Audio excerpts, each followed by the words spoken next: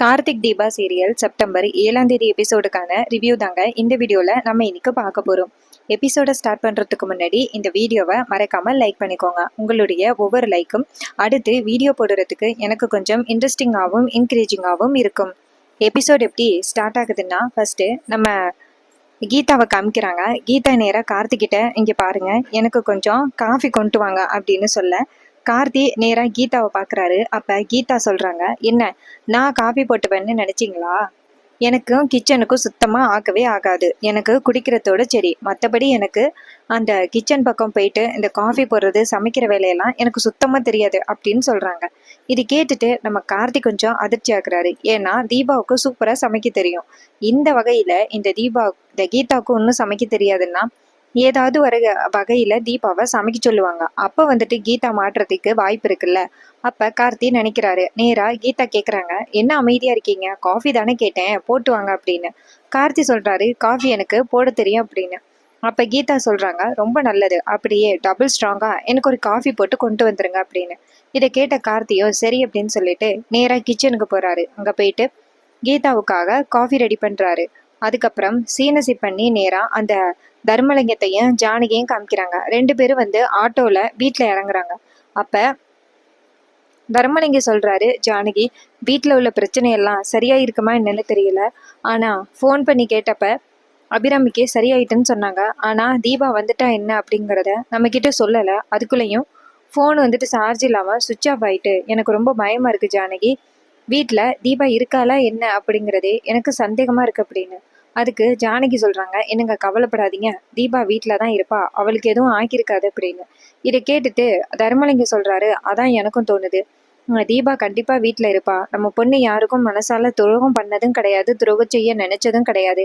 அதனால தீபாவுக்கு எந்த ஆபத்தும் இருக்காது அப்படின்னு எனக்கு நம்பிக்கை இருக்கு அப்படின்னு சொல்கிறாங்க. அப்போ ஜானகி சொல்கிறாங்க, என்னங்க நம்ம சீக்கிரம் நம்ம பொண்ணை போய் பார்ப்போம் வாங்க அப்படின்னு சொல்லிட்டு நேராக வீட்டுக்குள்ளே வராங்க. பார்த்தா யாருமே இல்லை. அப்போ கீதாவை பார்த்தாங்கன்னா அங்கே சோஃபாவில் உட்காந்துருக்காங்க. அப்போ ஜானகி சொல்கிறாங்க, என்னங்க நம்ம பொண்ணு தீபா வந்துட்டாங்க அப்படின்னு சொல்ல தர்மலிங்கம் கேட்குறாரு, எங்கம்மா உட்காந்துருக்கா அப்படின்னு. ஜானகி சொல்கிறாங்க, உட்காந்துருக்கா பாருங்க அப்படின்னு சொல்ல தர்மலிங்கம் ரொம்ப சந்தோஷமா ஓடி போய் நேராக தீபாவை பார்த்து, அம்மாடி தீபா வந்துட்டியா அப்படின்னு சொல்ல அப்போ கீதா நினைக்கிறாங்க, யார் இவங்க, பார்க்க ரொம்ப வயசான செட்டு மாதிரி இருக்காங்க அப்படின்ட்டு. அப்போ நம்ம ஜானகி நேராக தீபா பக்கத்தில் போயிட்டு, தீபா அப்படின்னு சொல்லிட்டு தீபாவோட கையை பிடிச்சி, நீ வந்துட்டியாம்மா, இனிமே எனக்கு எந்த பிரச்சனையும் இல்லை அப்படின்னு சொல்ல அப்போ கீதா கேட்குறாங்க, வாட் நான்சஸ், நீங்கள் 2 பேரும் யார், தேவையில்லாமல் இவளை கை வைக்கிற வேலையெல்லாம் வச்சுக்காதீங்க அப்படின்னு. அப்போ ஜானகி சொல்கிறாங்க, என்னம்மா இப்படி பேசுகிற, என்ன ஞாபகம் இல்லையாம்மா உனக்கு, நான் தாம்மா உன்னுடைய அம்மா, அடிபட்டத்தில் உனக்கு எதுவும் ஆச்சாமா அப்படின்னு சொல்லிட்டு தலையில் கையை வைக்க அப்போ டக்குன்னு கீதா கையை பிடிச்சி தட்டி விடுறாங்க. தட்டி விட்டுட்டு, தேவையில்லாமல் என்னட்ட இப்படி பேசுகிற வேலையெல்லாம் வச்சுக்காதீங்க, நான் நல்லா தான் இருக்கேன், நீங்கள் யாருன்னே தெரியல, ஃபஸ்ட்டு நீங்கள் தான் தேவையில்லாமல் என்கிட்ட யாருன்னு நினச்சி பேசிக்கிட்டு இருக்கீங்க அப்படின்னு. அப்பன்னு பார்த்து கார்த்தி அந்த பக்கமாக காப்பி கொண்டு வராரு. அப்போ கார்த்தி ஜானகியும் தர்மலிங்கமும் தீபாட்ட பேசிக்கிட்டு இருக்கிறத பார்த்துட்டு செம்ம அதிர்ச்சி ஆகி, ஐயோ அந்த கீதாவுக்கு வேற செம்ம கோவம் வரும், இதில் வேற அவங்க கிட்ட பேசிக்கிட்டு இருக்காங்களே அப்படின்ட்டு கார்த்தி அங்கேருந்து ஓடி வராரு. ஓடி நேராக தர்மலிங்கத்தை பார்த்து, மாமா எப்போ வந்தீங்க அப்படின்னு சொல்ல தர்மலிங்கம் சொல்கிறாரு, மாப்பிள்ளை நான் இப்போ தான் வந்தேன், தீபா என்ன மாப்பிள்ளை இப்படி பேசுகிறா அப்படின்னு. அப்போ கார்த்தி சொல்கிறாரு, தீபாவுக்கு தலையில் அடிபட்டிருக்கிறதுனால அவங்களுக்கு கொஞ்சம் தலைவலியாக இருக்கான், யார் பேசினாலுமே அப்படி தான் பேசுகிறாங்க, நீங்கள் அவங்கக்கிட்ட எதுவும் பேசாதீங்க, அமைதியாக இருங்க அப்படின்னு சொல்ல ஜானகி சொல்கிறாங்க, மாப்பிள்ள இவ பேசுகிறத பார்த்தா இவ நம்ம தீபா இல்லைன்னு தோணுது அப்படின்னு. கார்த்தி சொல்கிறாரு, ஏற்கனவே நடந்த குழப்பம் மறுபடியும் நடக்க போகுதுன்னு பயப்படுறீங்களா? கண்டிப்பாக ஏற்கனவே நடந்த குழப்பம் மறுபடியும் நடக்காது, தீபா இவங்க தான், எந்தவித மாற்றமும் இல்லை அப்படின்னு. ஜானகி கேட்குறாங்க, இல்லை மாப்பிள்ள எனக்கு சந்தேகமாக இருக்குது அப்படின்ட்டு தீபாவோட முகத்தில் மறுபடியும் கை வைக்க போகிறாங்க. அப்போ நம்ம கீதா கேட்குறாங்க, இப்போ உங்களுக்கு என்னதான் வேணும் அப்படின்னு. அப்போ கார்த்தி சொல்கிறாரு, கீதா கொஞ்சம் அமைதியாக இருங்க, இவங்க 2 பேரும் யார் தெரியுமா, இவங்க 2 பேரும் தான் தீபாவோட அப்பா அம்மா, நீங்கள் இப்படி எடுத்தறிஞ்சு பேசுனீங்கன்னா கண்டிப்பாக நீங்கள் தீபா இல்லைன்னு கண்டுபிடிச்சிருவாங்க, அப்புறம் நீங்கள் இந்த வீட்டை விட்டு போயிட்டே இருக்க வேண்டியது தான் அப்படின்னு. இது கேட்டதோட கீதா அதிர்ச்சி ஆகுறாங்க. ஐயோ என்ன இது எப்படி சொல்லிட்டான், நம்ம மட்டும் தீபா இல்லைன்னு தெரிஞ்சிச்சுன்னா கண்டிப்பாக நம்மளை இந்த வீட்டை விட்டு துரத்தி அடிச்சிருவாங்க, அப்புறம் நமக்கு சேஃபாக இருக்கிறதுக்கு இதை விட ஒரு பர்ஃபெக்டான இடம் எங்கேயுமே கிடைக்காது அப்படின்னு கீதா நினைக்கிறாங்க. அப்ப ஜானகி சொல்றாங்க, இங்க பாருமா, நம்ம முகத்துல மட்டும் கை வச்சு பாத்துக்கிறேன் அப்படின்னு சொல்லிட்டு நேரா தீபாவோட முகத்துல கை வைக்க வராங்க. அப்ப கீதா அமைதியா இருக்காங்க. அப்ப ஜானகி நேரா கீதாவோட முகத்துல கை வச்சு பார்த்துட்டு, இது மாஸ்க் எல்லாம் இல்ல, நம்ம பொண்ணுதான் தீபா, ஏதோ தலைவலினால அப்படி பேசிட்டா போல அப்படின்னு. அப்ப கீதா அமைதியா பேசுறாங்க, இங்க பாருங்கம்மா, எனக்கு அந்த விபத்து நடந்ததுல இருந்து கொஞ்சம் அதிர்ச்சியா இருக்கு. யாரை பார்த்தாலுமே எனக்கு கோவம் அதிகமாக வருது. அதனால அப்பா அம்மா நான் பேசுனதை தயவு செஞ்சு மனசில் வச்சுக்காதீங்க, என்னை மன்னிச்சிருங்க அப்படின்னு. இது கேட்டதோட தர்மலிங்கம் சொல்கிறாரு, பரவாயில்லம்மா, ஓ மேலே எந்த தப்பும் இல்லை அப்படின்னு சொல்ல. அப்போ ஜானகி சொல்கிறாங்க, இங்கே பாருமா, நீ ரெஸ்ட் எடுத்துக்கோ அப்படின்னு. அப்போ கார்த்தி வந்ததோட நேராக ஜானகி கேட்குறாங்க, மாப்பிள்ளை அபிராமி அம்மாவுக்கு எப்படி மாப்பிள்ளை இருக்குது அப்படின்னு. அப்போ கார்த்தி சொல்கிறாரு, அம்மா தீபாவை பார்க்கணும்னு ரொம்ப ஆசைப்பட்டாங்க. தீபாவுக்கு தலையில் அடிபட்டிருந்ததுனால நான் வேறு ஹாஸ்பிட்டலில் வச்சுட்டு இருந்தேன். அதனால அம்மாவை டக்குன்னு போய் பார்க்க முடியல.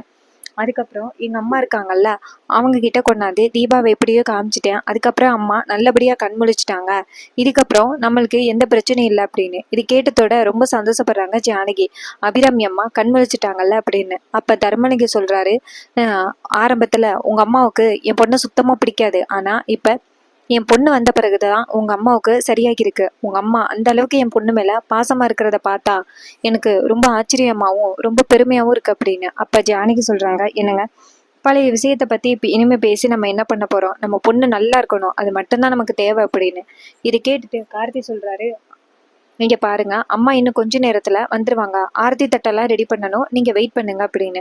இதை கேட்ட தர்மலிங்கமும் ஜானகியும், சரிங்க தம்பி, நாங்க வெயிட் பண்றோம். தீபா, என்னம்மா பார்த்துக்கிட்டே இருக்க, போயிட்டு அபிராமி அம்மாவுக்கு ஆரத்தி தட்டை ரெடி பண்ணு அப்படின்னு. அப்ப நம்ம கீதா முழிச்சுக்கிட்டே நிக்கிறாங்க. அப்ப கார்த்தி நேரா கீதாவை பார்த்து, ஒரு நிமிஷம் இருங்க அப்படின்னு சொல்லிட்டு நேரா தர்மலிங்கத்தையும் ஜானகியையும் பார்த்துட்டு, இங்க பாருங்க, நீங்க 2 பேரும் வெளியில வெயிட் பண்ணுங்க, இன்னும் கொஞ்ச நேரத்துல அம்மா வந்துருவாங்க அப்படின்னு. இதை கேட்ட ஜானகி சொல்றாங்க, ஆமா வந்துருவாங்க, நாங்க வெளியில வெயிட் பண்றோம் அப்படின்ட்டு போயிட்டு வெளியில வெயிட் பண்றாங்க.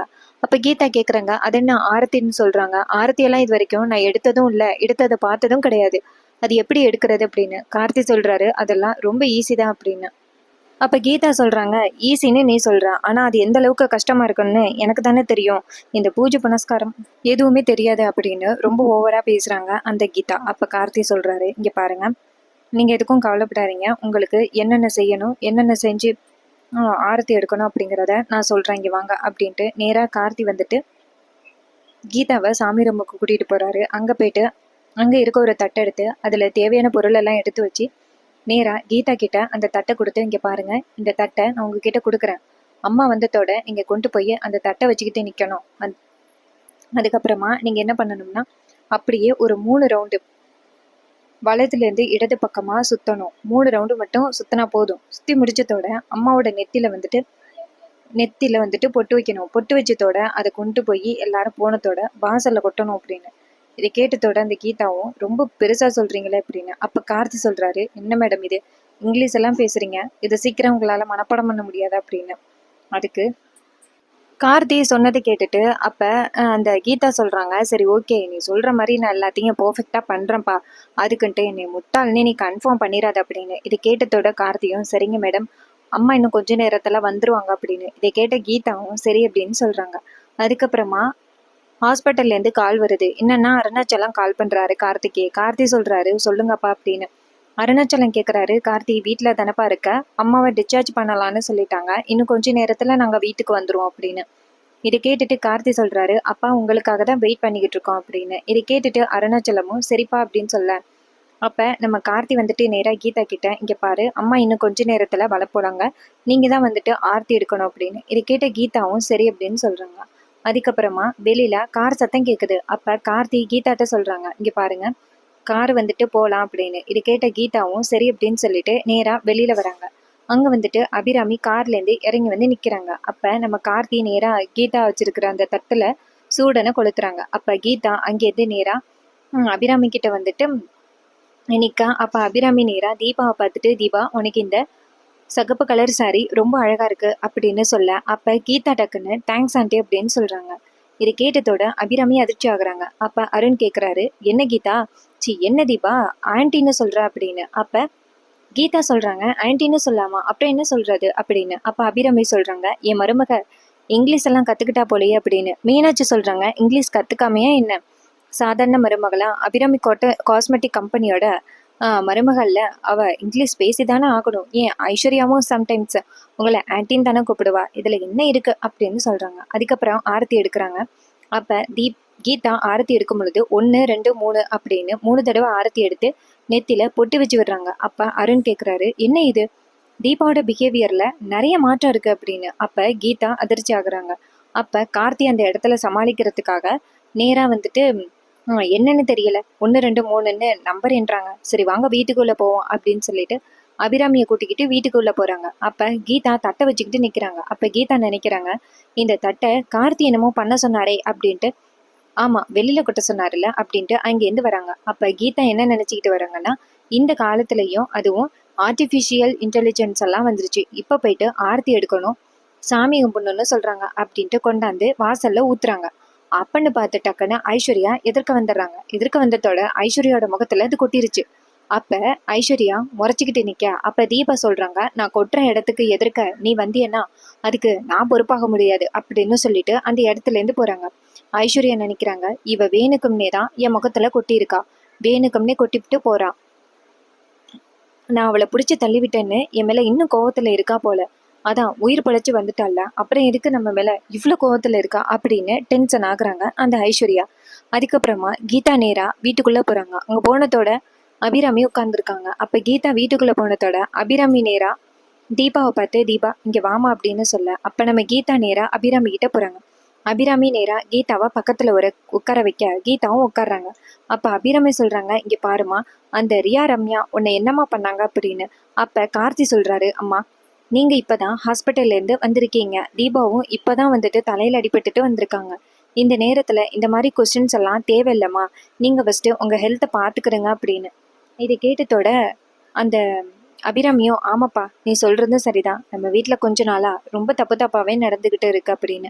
அப்பன்னு பார்த்து நம்ம கீதா வந்துட்டு நேரா அபிராமி கிட்ட, ஆன்ட்டி எனக்கு கொஞ்சம் தலைவலிக்கிற மாதிரி இருக்கு, நான் போயிட்டு என் ரூம்ல ரெஸ்ட் எடுக்கவா அப்படின்னு.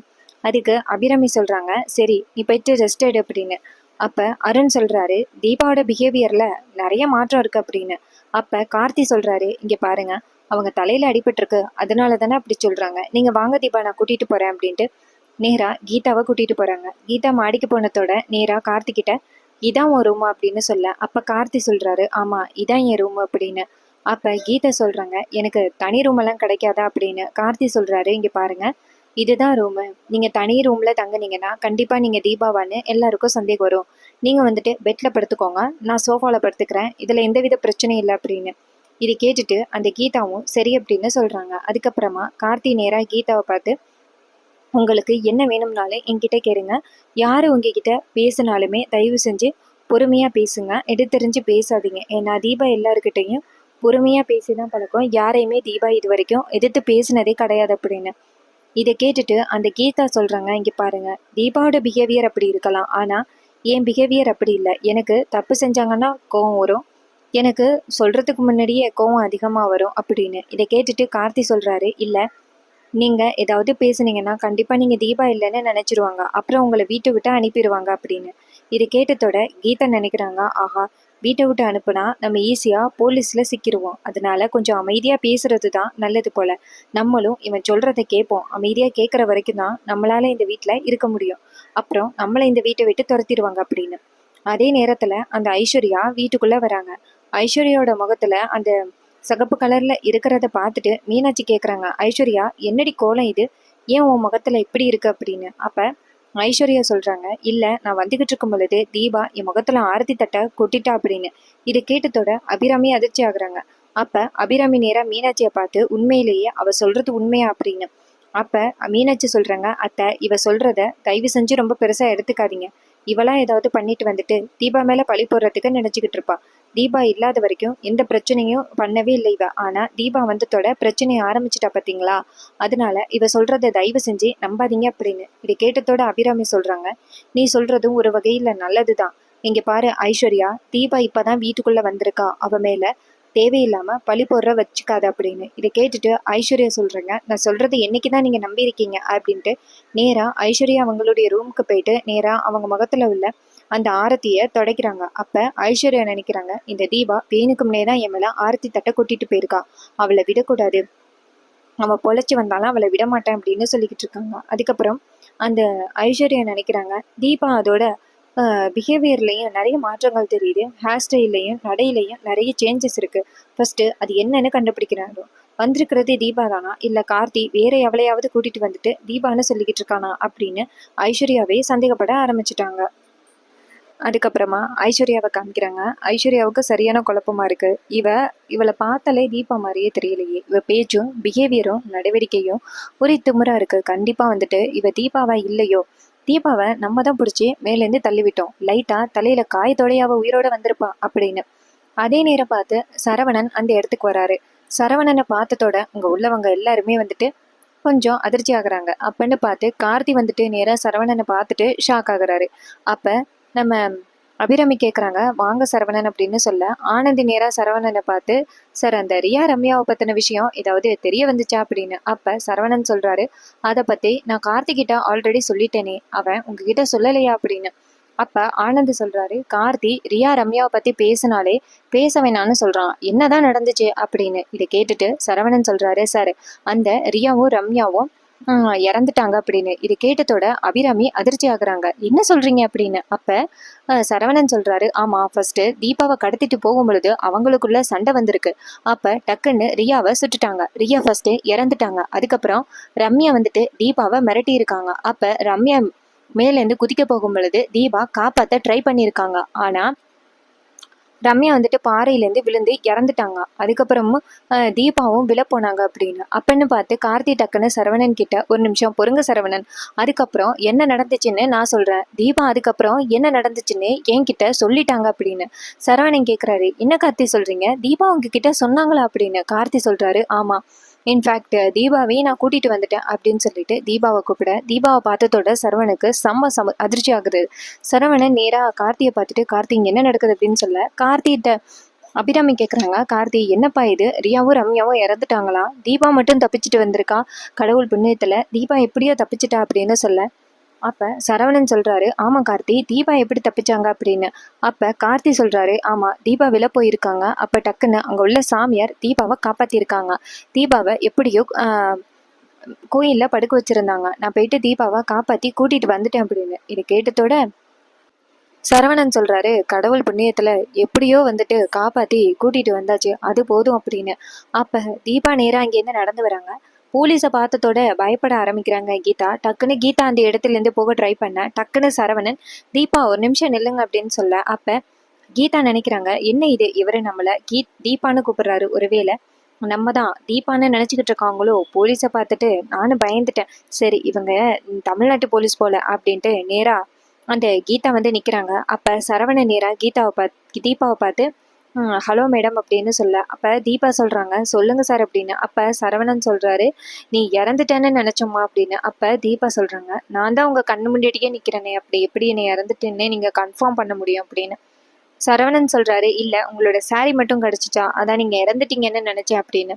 அப்போ தீபா சொல்கிறாங்க, நான் ரொம்ப பெரிய ஆபத்துலேருந்து தப்பிச்சு வந்திருக்கேன், மற்றபடி நான் இறக்கலாம் இல்லை அப்படின்னு. சரவணன் சொல்கிறாரு, கார்த்தி அப்போ தீபா உயிரோடு இருக்காங்க அப்படிங்கிறத நான் கணக்கு கொடுத்துறேன் அப்படின்னு. கார்த்தியும் சரி அப்படின்னு சொல்கிறாரு.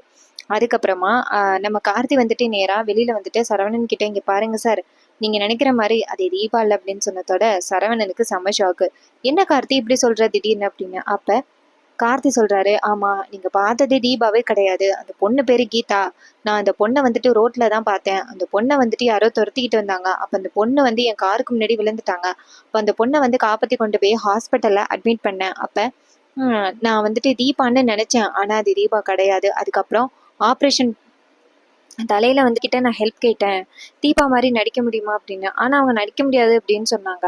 நான் எப்படியோ போராடி தீபாவை நடிக்க வச்சுட்டேன் எங்கள் அம்மாவை காப்பாற்றுறதுக்காக. ஆனால் இதுக்கு மேலே என்ன நடக்க போகுதுன்னு தெரியல, தீபா உயிரோட இருக்காங்களா, எங்கே இருக்காங்கன்னு தெரியல அப்படின்னு. அப்போ சரவணன் சொல்கிறாரு, கார்த்தி இதுக்கப்புறமும் தீபா உயிரோட இருப்பாங்கன்னு நீங்கள் நினைக்கிறீங்களா அப்படின்னு. கார்த்தி சொல்கிறாரு, எல்லாம் நம்பிக்கை தானே, தீபா உயிரோட இருப்பாங்க அப்படின்னு எனக்கு தோணுது அப்படின்னு கார்த்தி சொல்ல, சரவணனும் சரி கார்த்தி அப்படின்னு சொல்கிறாரு.